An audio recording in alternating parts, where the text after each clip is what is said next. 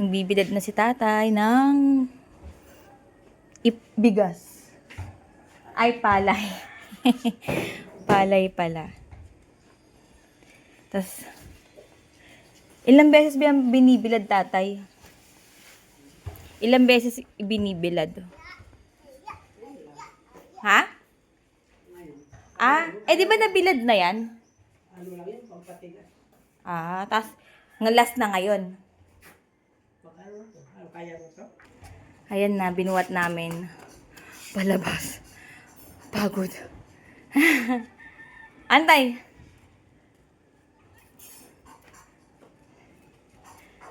Last na, bilad na yan.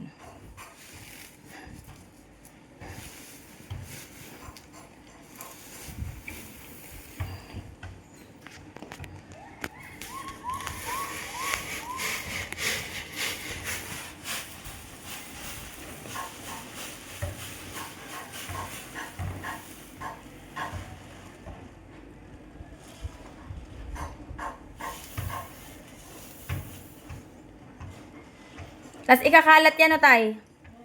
Maglo-long sleeve lang ako.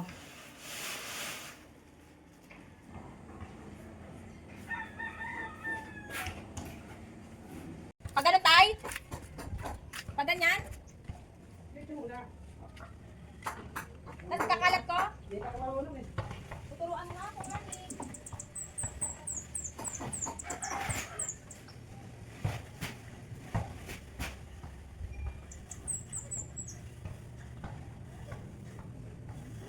Tama ba itong ginagawa ko?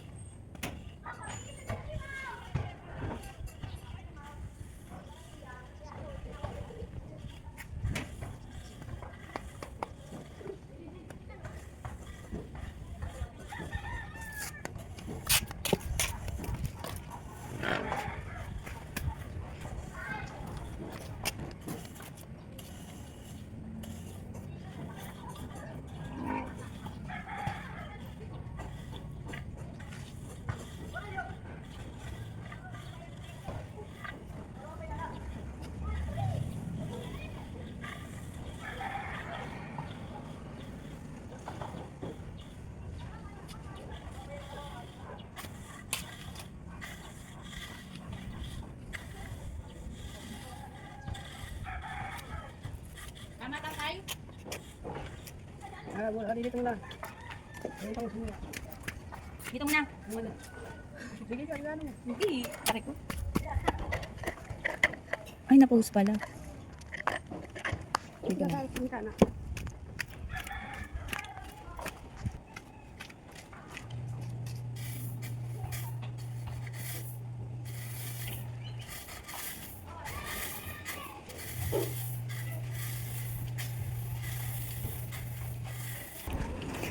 Ayan guys. Kaya kayo, hindi biro ang magbilad ng palay. Hindi biro ang maging magsasaka.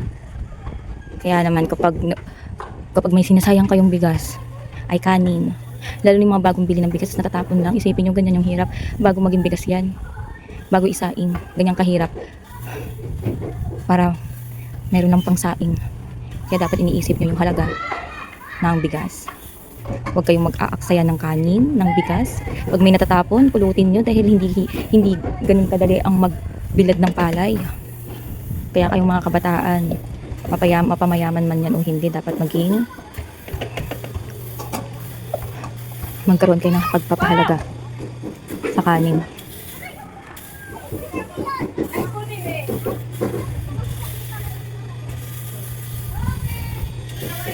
Kaya sa mga kabataan na nag-aaksaya ng kanin dyan, please, panoorin nyo to. Mga taga-probinsya lang ang makaka-appreciate ng kanin na hindi talaga sinasayang, walang tinatapon na hindi napapanitan dahil alam nila sayang ang bigas, sayang ang kanin.